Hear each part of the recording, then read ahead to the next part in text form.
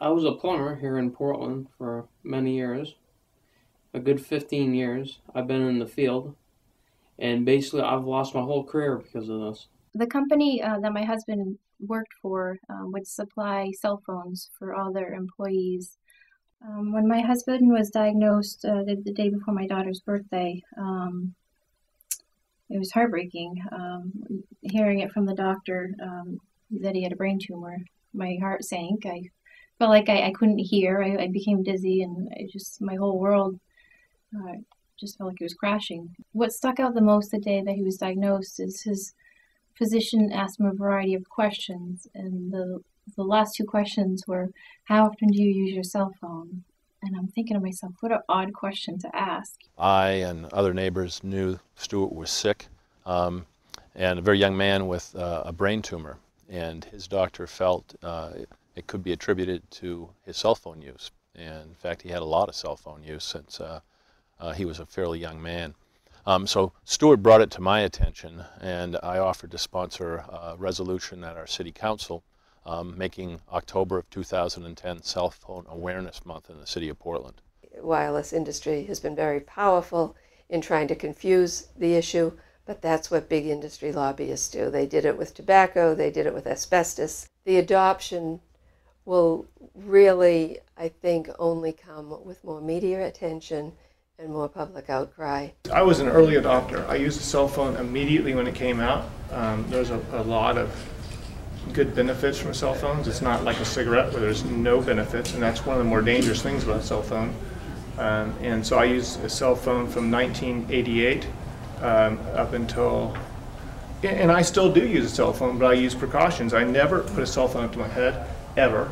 I text or I use speakerphone, and I limit my time to a cell phone. And these are all basic precautions. If I would have been told about over the last 20 years, I wouldn't have found myself with a brain tumor and put my life in jeopardy. Basically, I think it's my moral and ethical duty to inform other people who are not in the know on this issue, as I wasn't for 20 years. I consider myself a very informed person. I read 3 or 4 newspapers a day, and I still was not aware of the fact that I was effectively smoking 3 or 4 packs of cigarettes a day while I was using my cell phone for 20 years as far as cancer risk.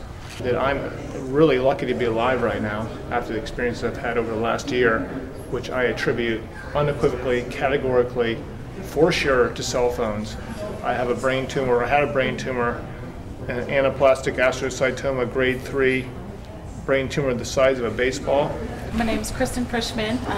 My husband died December of '09. He was 42. He was an avid cell phone user. He lived in LA. He was in the entertainment industry.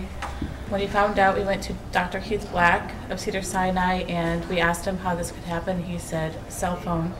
They know it causes brain cancer, but what's the harm of letting people know that it does? I can show you a picture of why now. This is our 28-year-old son that died in October 11th of 2008, was diagnosed with glioblastoma brain cancer in March of 2008. He lasted 7 months and died 7 days after his 29th birthday. When we went in and got his diagnosis from the neurosurgeon, we asked him, because we were naive at the time, and we said, what causes something like this? And he never hesitated once and said cell phone use. And he was a heavy user from 1998 until 2008. And I can't even hardly show you the stack of bills and papers that showed his usage on that cell phone was extremely high because he didn't have a landline. He just specifically relied on a cell phone for his daily use for everything. So that's what we want to get out, is we want people to know that this is just the tip of the iceberg. I don't think people realize what we're getting into. My name is Mindy Brown. My husband was Deanne Brown. He was a defensive coordinator at Fresno State football team. He died March 13th, 2009, just 18 months ago. I'm here because I'm supporting Mayor Newsom for this bold move that he's making. You guys don't know how much awareness, if anything, it's bringing to the nation. People need to know. We didn't know your phone emits radiation. We joked about it, My husband's ear would get bright red, and he'd have to hold his phone out to here during his recruiting calls. He lived on his phone for 2 decades, and it ended up killing him. Here's a statistic. This is my husband. You're looking at it face forward, just like you're looking at him. Here's his ear canal. You hold the phone up, ear canal, tumor.